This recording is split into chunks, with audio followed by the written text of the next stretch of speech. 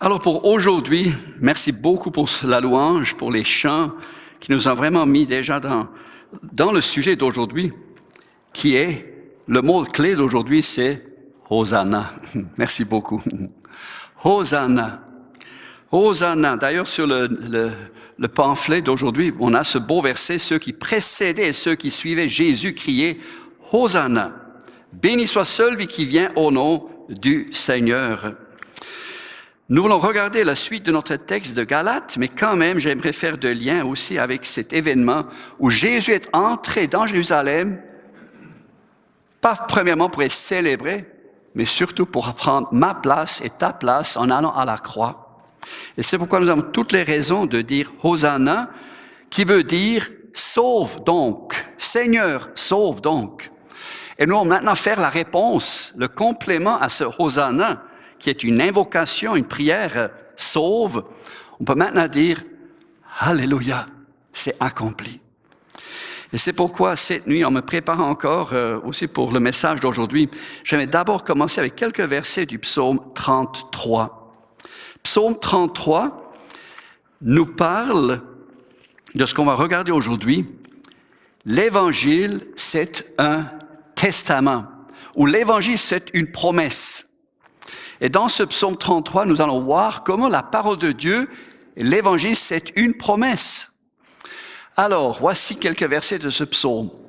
Car la parole ou la promesse de l'Éternel est droite, et toute son œuvre s'accomplit avec fidélité. Il aime la justice et le droit. La bonté de l'Éternel remplit la terre. Le ciel était fait par la promesse, la parole de l'Éternel, et toute son armée par le souffle de sa bouche. Il amoncelle les eaux de la mer, il garde les océans dans des réservoirs.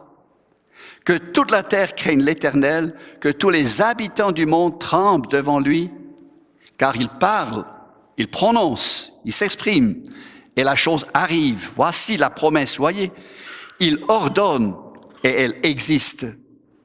L'Éternel renverse les plans des nations.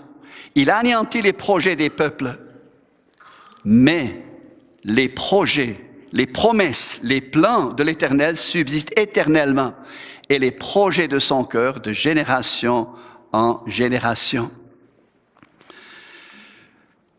Et encore le verset 12. Heureuse la nation dont l'Éternel est le Dieu. Heureux le peuple qu'il choisit comme son héritage. Dans ce psaume, nous avons plusieurs remarques qui font allusion à la réalité et à ces privilèges que nous avons des promesses. J'ai pensé à un exemple pour nous expliquer et pour nous préparer à ce qu'on va lire tantôt.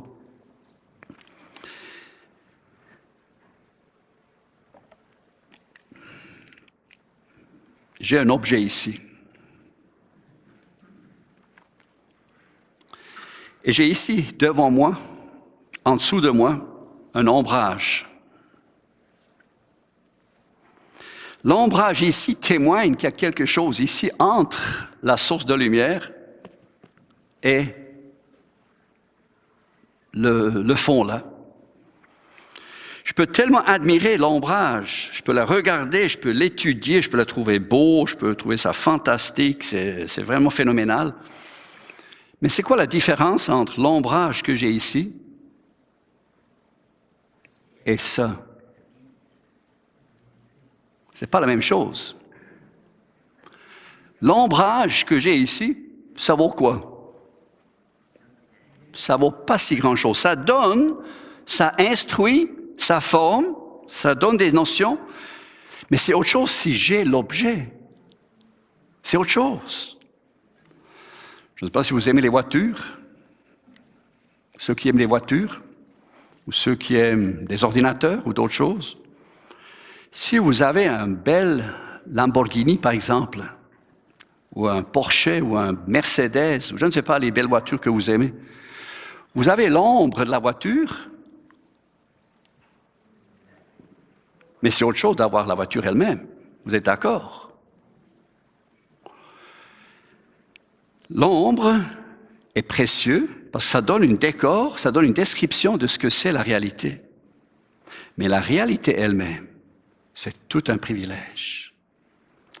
C'est pourquoi nous allons regarder aujourd'hui, dans la suite de notre texte de l'Épître aux Galates, l'Évangile, c'est lui-même un testament, une promesse. C'est une réalité. Même si on le voit peut-être pas encore de nos yeux, mais on a une réalité que Dieu nous accorde. Et c'est pourquoi l'apôtre Paul a continué de développer et de donner cet argument vraiment fort à nous instruire, à nous enraciner dans sa parole. Alors, je vous invite à tourner dans l'Épître aux Galates, chapitre 3, et nous allons lire à partir du verset 15. Galates 3, verset 15.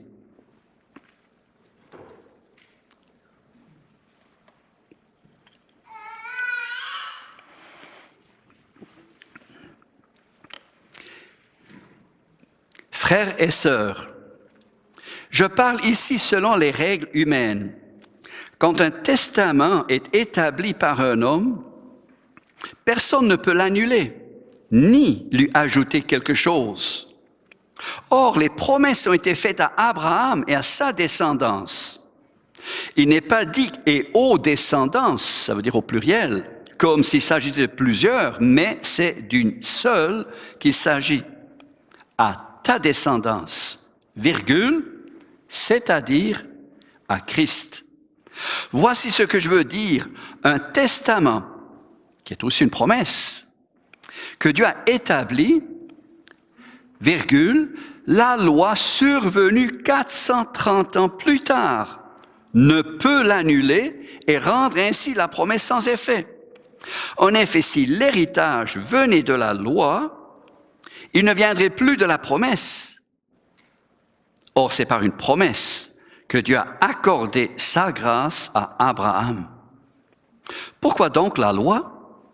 Elle a été ajoutée ensuite à cause des transgressions, jusqu'à ce que vienne la descendance à qui la promesse avait été faite. Elle a été promulguée par des anges au moyen d'un médiateur. Un médiateur n'intervient pas quand il y a une seule partie. Or là, Dieu est seul.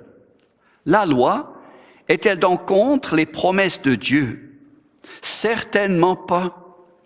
Si une loi qui puisse procurer la vie avait été donnée, la justice viendrait réellement de la loi. Mais l'Écriture a déclaré le monde entier prisonnier du péché, afin que ce qui avait été promis soit accordé par la foi en Jésus-Christ à ceux qui croient. Avant que la foi vienne, nous étions prisonniers sous la garde de la loi, en vue de la foi qui devait être révélée. Ainsi, la loi était le guide chargé de nous conduire à Christ, afin que nous soyons déclarés justes sur la base de la foi. Depuis que la foi est venue, nous ne sommes plus soumis à ce guide. Vous êtes tous fils de Dieu par la foi en Jésus-Christ. En effet, vous tous qui avez été baptisés en Christ, vous vous êtes revêtus de Christ.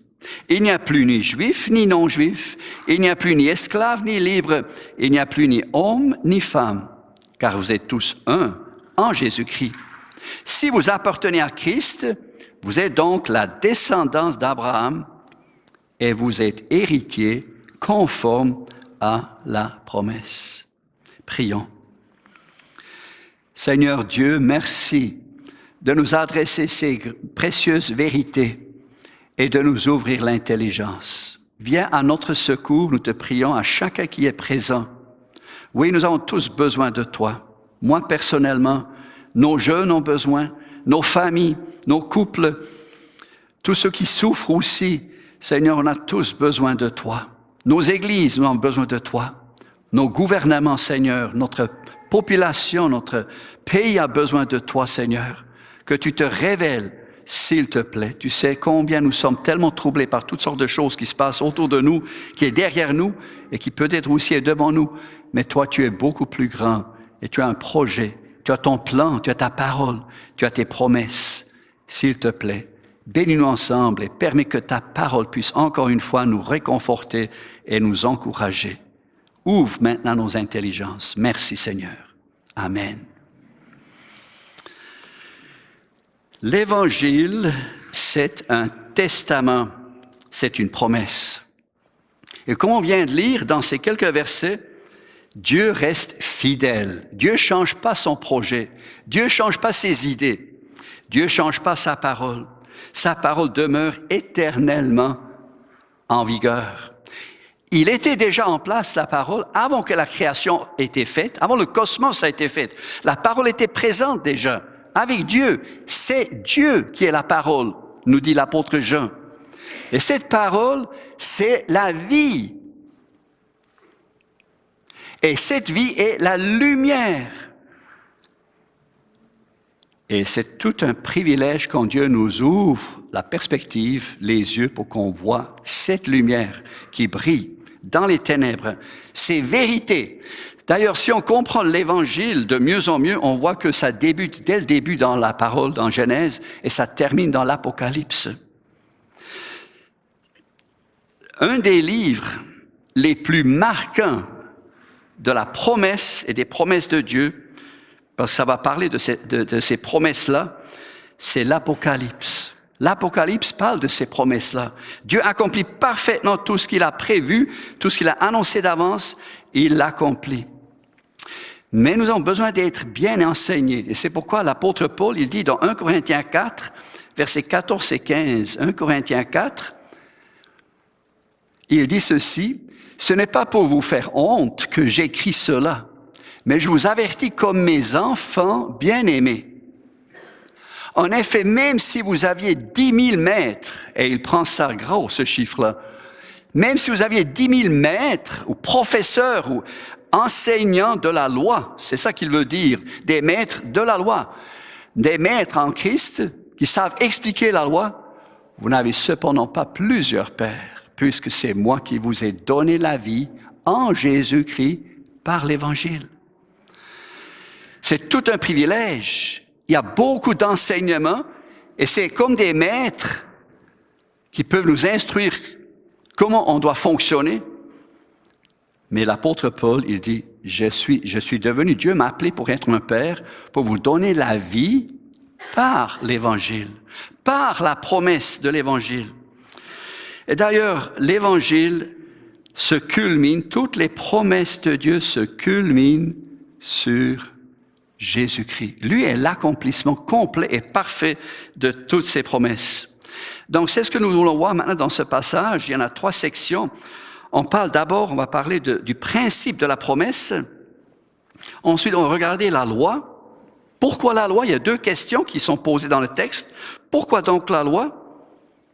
Et finalement, le privilège d'être un fils, d'être un enfant de Dieu, d'être héritier, de recevoir ce que Dieu a promis et a remis dans son testament à nous donner, à nous accorder. Je vais prendre d'abord la partie du milieu, la partie de la loi. Nous avons lu à partir du verset 19, pour qu'on comprenne mieux la loi, ça dit ceci, « Pourquoi donc la loi ?» Eh bien, la loi est quelque chose d'extraordinaire, un instrument que Dieu a utilisé. Et il y a un exemple qui m'est venu à l'esprit en me préparant. Cette loi a été démontrée d'une façon très glorieuse par le roi Salomon. David était vraiment un exemple favorable, un type de Jésus, mais Salomon était vraiment la démonstration magistrale encore de cette loi. Et regardons quelques versets rapidement dans 1 Roi 10, 1 à 13, parce que nous ne voulons pas rabaisser la loi, nous voulons la bien utiliser dans le bon sens. Alors, l'histoire, l'Ancien Testament nous rappelle, 1 Roi 10, cette visite spéciale de la reine de Séba, la reine de Éthiopie, qui a appris quelle était la réputation de Salomon à la gloire de l'Éternel, et elle vint pour la mettre à l'épreuve par des énigmes. Elle arrive à Jérusalem avec une suite très nombreuse, avec des chameaux chargés d'aromates, d'or en très grande quantité et de pierres précieuses. Elle se rendit auprès de Salomon et lui exposa toutes ses réflexions. Salomon répondit à toutes ces questions. Il n'y eut aucun mystère pour le roi. Il lui expliqua tout. La reine de Séba vit toute la sagesse de Salomon, le palais qu'il avait construit, les plats servis à sa table, le lieu d'habitation de ses serviteurs, les fonctions et les tenues de ceux qui le servaient, ses responsables des boissons, et voici maintenant ainsi que les holocaustes qu'il offrait et tout le service autour de la loi et que la loi enseignait et amenait. Ça culminait finalement dans cette célébration et dans ce culte qui se célébrait dans le temple, les holocaustes qu'il offrait dans la maison de l'Éternel. Elle en eut le souffle coupé. Et dit au roi, « C'était donc vrai ce que j'ai appris dans mon pays au sujet de ta situation et de ta sagesse. Je ne le croyais pas avant de venir et de le voir de mes yeux, et l'on ne m'avait même pas raconté la moitié. Tu as plus de sagesse et de prospérité que je ne l'avais appris par la rumeur. Heureux tes hommes, heureux tes serviteurs, puisqu'ils sont constamment devant toi et peuvent bénéficier de ta sagesse. Béni soit l'Éternel ton Dieu qui t'a choisi pour te placer sur le trône d'Israël. C'est parce que l'Éternel aime éternellement Israël qu'il t'a établi roi pour que tu exerces le droit et la justice. Elle donna au roi plus, ça c'est des cadeaux, plus de 3 tonnes et demi d'or, une très grande quantité d'aromates et des pierres précieuses. Il ne vint plus autant d'aromates que la reine de Séba en donna au roi Salomon. Les bateaux de Hiram qui rapportèrent de l'or d'Ophir ramenèrent aussi une grande quantité de bois de santal et des pierres précieuses. Avec ce bois de santal, le roi fit des balustrades pour la maison de l'Éternel et pour le palais royal, ainsi que des harpes et des luttes pour les musiciens. Il ne vint plus de ce bois de santal et l'on n'en a plus vu jusqu'à aujourd'hui. Le roi Salomon donna à la reine de Séba tout ce qu'elle désira, ce qu'elle demanda. Il lui fit en outre des cadeaux dignes d'un roi tel que lui. Puis elle repartit et rentra dans son pays avec ses serviteurs. Regardons bien. Ça, c'est une description jusqu'où la loi peut amener dans l'ordre, la structure, le fonctionnement, le bien-être, jusqu'à un tel climax comme ici. Mais juste pour ajouter, on a encore dans le chapitre suivant 1 Roi 11, le verset 4, une petite référence, et ensuite on va changer dans le Nouveau Testament. À l'époque de la vieillesse de Salomon, ces femmes, il y en avait une grande quantité, entraînèrent son cœur à suivre et d'autres dieux, et il ne s'attacha pas sans réserve à l'Éternel son Dieu, comme l'avait fait son père David. On voit ici un exemple. La loi, elle n'est pas capable de nous préserver, de nous garder. Elle peut donner beaucoup de structure, d'organisation et de beaucoup de bonnes choses, mais elle ne peut pas nous préserver pour compléter la course. On a besoin de quelqu'un d'autre. Et c'est pourquoi j'aimerais faire le lien, c'est intéressant, Matthieu 12, 42. Matthieu 12, 42. Jésus parle en disant, lors du jugement, la reine du Midi, elle parle de cette expérience-là, la reine du Midi se lèvera avec cette génération et la condamnera, parce qu'elle est venue des extrémités de la terre pour entendre la sagesse de Salomon. Or, il y a ici plus que Salomon. Ici, c'est Jésus-Christ, la promesse parfaite de l'Évangile accomplie. Ici, il y a plus que Salomon. Donc, la loi a été ajoutée. C'est ce que nous avons dans cette section du milieu. Et j'aimerais qu'on regarde rapidement ces quelques versets 19, Galates 3, verset 19 et suivant, pour ensuite revenir et voir le principe de la promesse est d'être un fils. Alors, verset 19, Galates 3, 19, pourquoi donc la loi? Elle a été ajoutée ensuite à cause des transgressions, jusqu'à ce que vienne la descendance, à qui la promesse avait été faite. Elle a été promulguée par des anges au moyen de médiateurs. Un médiateur n'intervient pas quand il y a une seule partie, or là, Dieu est seul. Ensuite, la loi est-elle donc contre les promesses de Dieu? Certainement pas. Si une loi qui puisse procurer la vie avait été donnée, la justice viendrait réellement de la loi. Mais l'Écriture a déclaré le monde entier prisonnier du péché, afin que ce qui avait été promis soit accordé par la foi en Jésus-Christ à ceux qui croient. Avant que la foi vienne, nous étions prisonniers sous la garde de la loi en vue de la foi qui devait être révélée. Donc, en résumé, pourquoi donc la loi? C'est à cause des transgressions. C'était nécessaire, et aujourd'hui on a besoin de prêcher encore la loi, pour qu'on réalise lorsqu'on a transgressé, et qu'au bout de la ligne, qu'on a besoin de trouver quelqu'un d'autre qui vient nous libérer, qui vient nous racheter, qui vient s'identifier à nous. C'est pourquoi c'est à cause des transgressions que la loi a été ajoutée.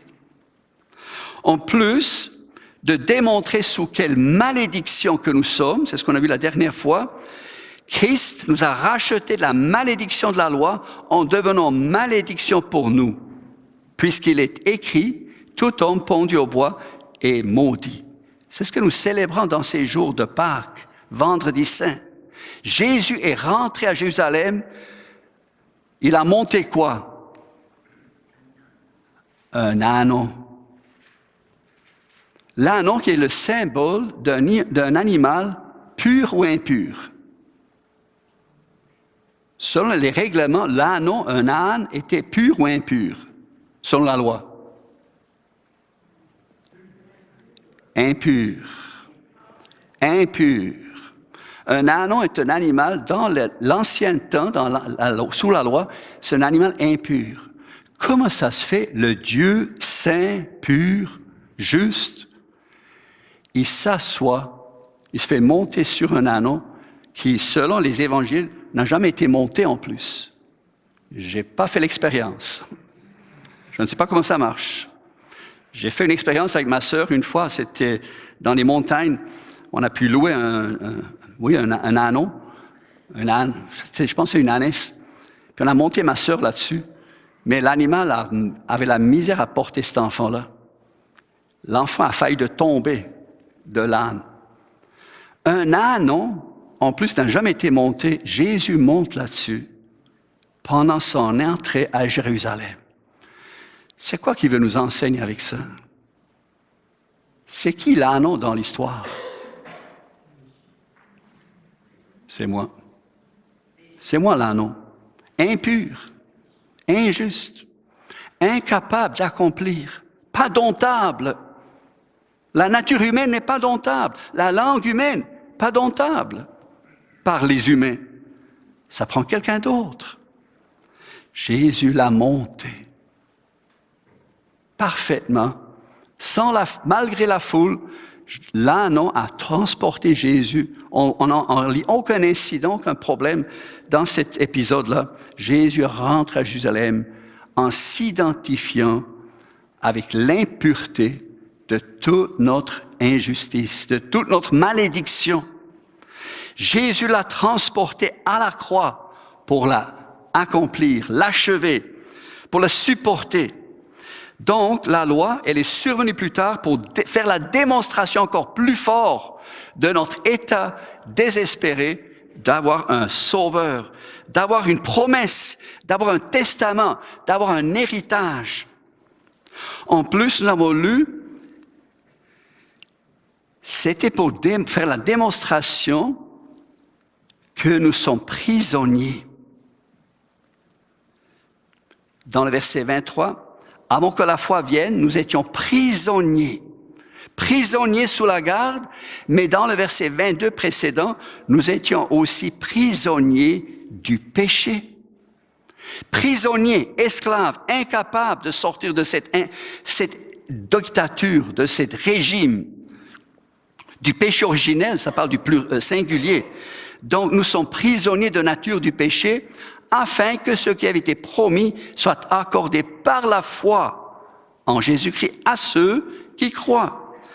Donc, pour sortir de ce prison du péché, Dieu nous accorde cette foi simple, comme un enfant qui s'attache à Jésus et qui reçoit de lui l'héritage, qui reçoit de lui la promesse. Merci. Alors c'est tout un privilège de reconnaître que Jésus est devenu vraiment la réponse à la loi parfaitement.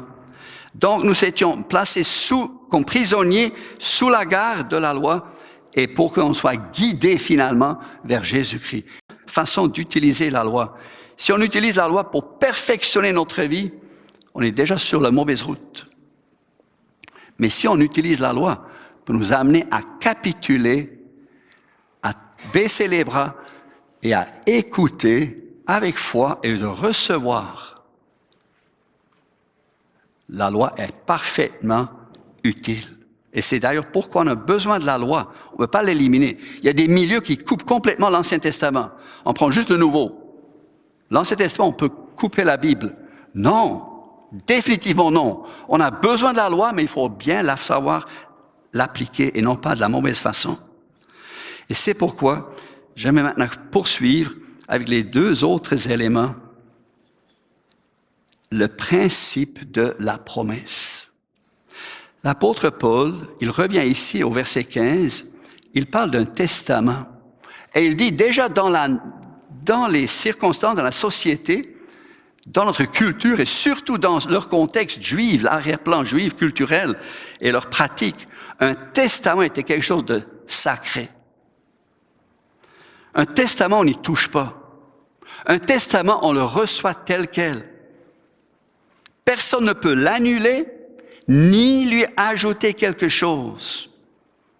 Donc, si déjà humainement on ne fait pas ça, faites pas la même chose avec les principes de la parole. Si Dieu a donné la promesse qui était bien avant la loi, et là il parle d'Abraham. On a déjà parlé la dernière fois, puis on va parler encore, Dieu voulant. Abraham, c'est un exemple par excellence pour nous démontrer, il n'est pas pour rien appelé père de la foi.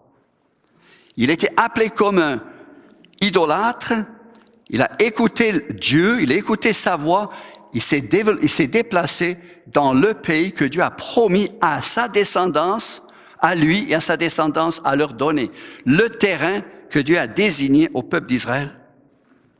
Abraham a quitté, mais Abraham n'a pas d'enfants. Pendant beaucoup d'années, ils ont essayé d'avoir des enfants, ça ne marchait pas.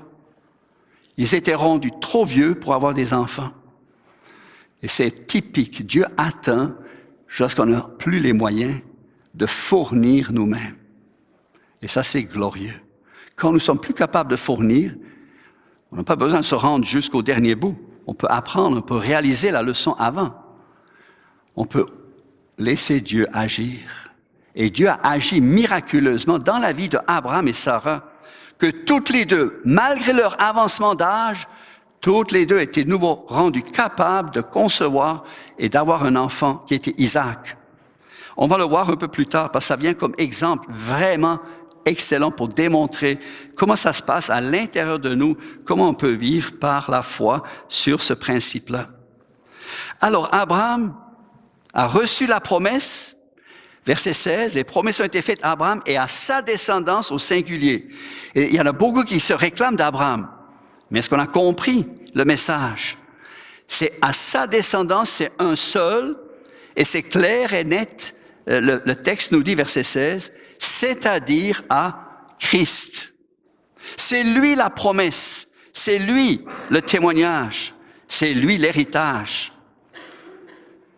Alors, voici ce que veut dire un testament que Dieu a établi, synonyme avec promesse. Le testament que Dieu a donné à Abraham a été établi. La loi est survenue 430 ans après. Plus tard, ne peut pas l'annuler. Donc, pour un juif et pour quelqu'un qui veut reculer, qui veut encore pratiquer la loi pour y arriver, pour recevoir un héritage, pour être privilégié, ça ne marche pas. Tu es déjà privilégié par la promesse. Restons là-dessus, fermement. Il y a une petite illustration qui m'est venue à l'esprit pour démontrer cette réalité-là. Ça s'est passé en Gênes, en Italie. Selon mes souvenirs, ça date déjà de beaucoup d'années. Une marine a cherché un navigateur. Ça veut dire un officier qui aidait le capitaine à naviguer à travers les océans. Et à cette époque-là, on utilisait la code Morse. Je la connais pas, mais c'est un moyen de codage, de transmission de données, des informations. Et là, ils ont publié une annonce, la candidature. Beaucoup de jeunes qui voulaient voyager, qui voulaient sortir du pays, se sont présentés. Ils sont réunis dans la salle. Et voilà, ils écoutaient. Et là, les minutes passaient, 15 minutes, 30 minutes. Je ne me rappelle plus exactement la longueur, mais une bonne période de temps. Ça commençait à jaser, ça placotait, ça parlait entre eux autres, ça discutait, les projets, les idées. Et tout d'un coup, un des représentants de la marina rentre et dit « Bonjour tout le monde, vous êtes tous congédiés. Bonjour, bye-bye, on a trouvé le candidat. » Comment? On n'a rien marqué. Eh bien, avec le système de son, nous avons envoyé un message codé en morse que celui qui capte le message devrait se présenter dans tel et tel bureau. Il y en a un dans toute la gang qui a capté le message, qui est sorti pendant que tous les autres placotaient, puis faisaient, s'amusaient, puis passaient leur temps en attendant leur tour pour présenter leur candidature. On a trouvé notre candidat. Vous pouvez tous retourner.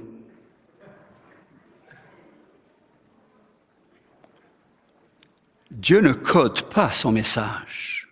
Je sais, il y a des fausses et des hérésies qui prétendent que le texte biblique, c'est codé. Il faut aller chercher le code à l'intérieur. La fameuse Kabbalah. C'est une hérésie. C'est pas vrai. Le message est tel quel. Mais est-ce que tu as capté le message? Est-ce que tu as saisi le message? Dieu ne parle pas en langage bizarre. Il parle en langage qu'on peut comprendre. Il parle en langage que ton cœur peut comprendre. Et il nous donne des promesses. Est-ce que tu les as saisies ou pas? Moi, j'avais besoin, dans mon parcours spirituel, j'avais besoin vraiment d'être encouragé, d'être fortifié par des frères, par d'autres personnes matures autour de moi. Dit non, Marcus, saisis la vie éternelle. Comme l'apôtre Paul dit à Timothée, saisis la vie éternelle à laquelle tu es appelé, n'est-ce pas? C'est un timide, c'est un qui hésitait peut-être, qui savait pas trop. Ben, mes parents sont pas tous juifs, il y en a un qui est juif, l'autre est grec, puis etc., etc. En tout cas, bref, Timothée est un timide. Paul a besoin de l'affermir. Saisis la vie éternelle à laquelle tu es appelé. Donc, le principe de la promesse, c'est un principe que Dieu a voulu, et c'est un principe de Dieu dès le départ. C'est phénoménal. Si on commence à comprendre la parole de Dieu comme des promesses, ça devient très précieux et très riche d'étudier la parole de Dieu, pas pour être un bon technicien de la parole, mais pour encaisser. J'ai voulu vous poser la question, c'est à vous de répondre pour vous. Est-ce que vous avez des promesses? Je vois des têtes qui hochent. Je vois d'autres qui sont pas sûrs. Est-ce que vous avez des promesses personnelles, personnalisées, que Dieu vous a données, que Dieu veut te donner? Prends-les. Comme le gars qui est sorti en écoutant le message, celui qui entend ce message-là, qui vient à tel bureau, et il était embauché comme navigateur. Dieu fait pas ces choses si secrètes que ça, et si bizarres que ça. C'est simple. Alors, la promesse était donnée pour qu'on puisse s'en saisir et qu'on puisse s'appuyer dessus. Mais qu'est-ce qui est le problème?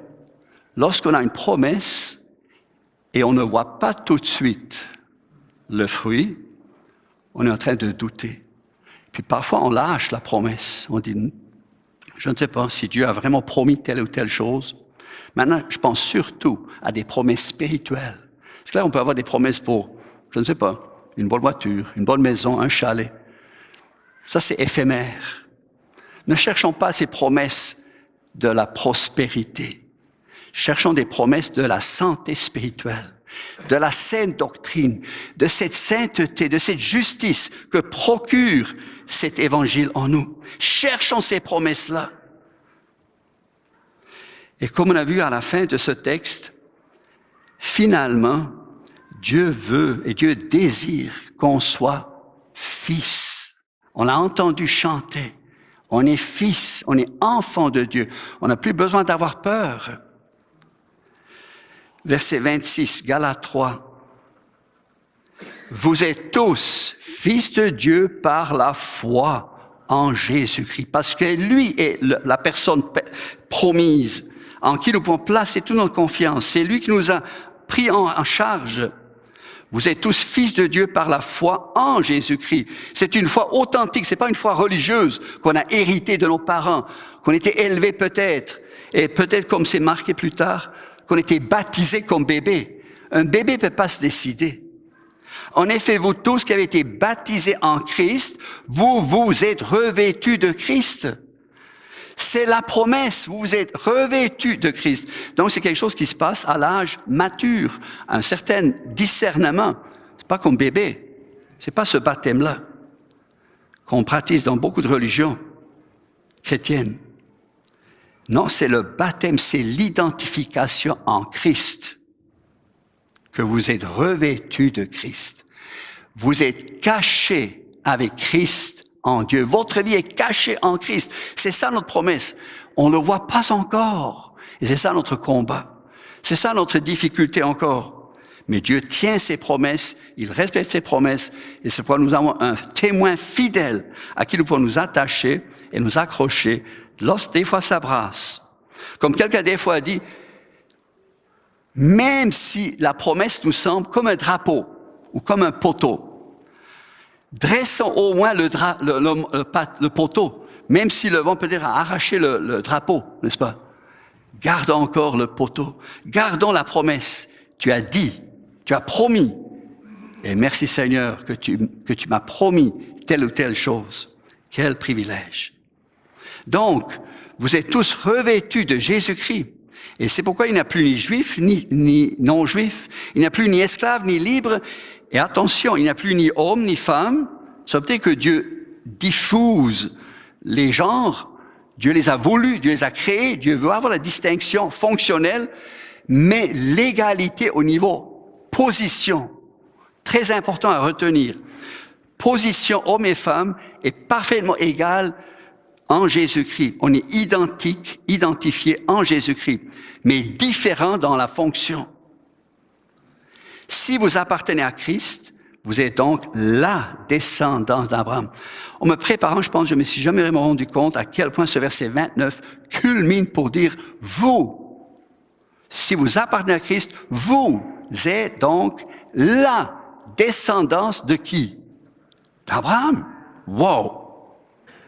Un païen, moi d'origine païenne, pas de juif, je ne peux pas dire que j'ai des parents juifs. Je suis parfaitement en Jésus-Christ, en appartenant à Christ, je suis parfaitement la descendance d'Abraham. Et ainsi, vous êtes quoi? Héritier. Héritier, conformément à la promesse. Il y a des si belles choses, des grandes choses que Dieu nous révèle et nous accorde par sa grâce. Donc, Hosanna, gloire à Dieu. Tu nous as sauvés. Tu as promis et tu l'as accompli. Et c'est ce que tu vas faire aussi pour le futur. Donc, retenons les promesses que Dieu nous accorde. Il y a des promesses très simples qu'on oublie trop souvent. Comme par exemple, Jésus a dit à la fin de l'évangile de Matthieu, avant de retourner au ciel, avant de revenir nous chercher bientôt, il a dit, voici, je suis avec vous tous les jours, jusqu'à la fin du cosmos. Je suis pas seulement avec vous, l'apôtre Jean et les autres apôtres Paul et Pierre nous expliquent que Christ est venu maintenant habiter en dedans de nous. Nous avons cet héritage, nous avons reçu cette promesse et ça nous permet de jouir comme enfants et non pas comme serviteurs, comme esclaves, comme prisonniers. Gloire à lui. Prions ensemble. Oh Dieu, merci, merci, merci que c'est toi qui es venu nous servir. On n'ose pas le dire, mais c'est quand même vrai que tu es venu me servir parce que tu savais qu'on était tellement gauche, maladroit et qu'on était tellement orgueilleux qu'on pensait être capable par soi-même. Et toi, tu es venu complètement défaire cet orgueil en portant cette couronne d'épines sur ta tête. Pour moi, pour toutes les pensées orgueilleuses, pour toute cette Cette performance qu'on veut apporter, Seigneur, tu as supporté cette couronne d'épines pour nous libérer, pour nous dégager et pour nous faire recevoir, comme on a entendu dans l'ouverture, dans le psaume 23, tu nous couronnes de ta bonté, tu nous bourronnes de ta miséricorde, de ta grâce, et tu présentes devant nous une table en face de nos adversaires. Seigneur, béni sois-tu, et bénis chacun d'entre nous de recevoir et de jouir et de vivre en fonction de ces promesses-là, de mieux en mieux. Et nous t'implorons aussi pour tous ceux qui sont en mission, que ce soit en Haïti, en Afrique et d'autres parties du monde, en Russie, puis en Roumanie aussi, et en Ukraine, Seigneur. Bénis ta parole, bénis ta mission, bénis ton évangile qui réconforte, qui soulage et qui oriente vers le royaume éternel. Merci Seigneur que tu reviens bientôt. Et bénis-nous aujourd'hui, chacun de nous, et fortifie-nous plus loin. Amen.